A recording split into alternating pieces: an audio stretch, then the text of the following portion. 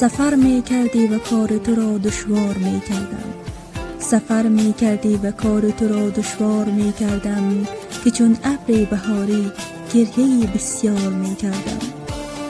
همان آغاز باید بر حذر می بودم از عشقت، همان دیدار اول باید استغفار می کردم.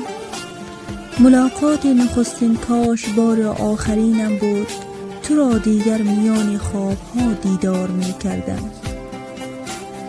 بر روی نامه هایت قطره اشک است غمگینی، تو می پرسیدی و با چشم خون انکار می کردم. در آن دنیا اگر قدر مجالی هم نشینی بود، و پای مرگ می افتادم و اصرار می کردم. خدا عمر غمت را جاودان سازد که این شاعر غزل در گوش من می خواند و من تکرار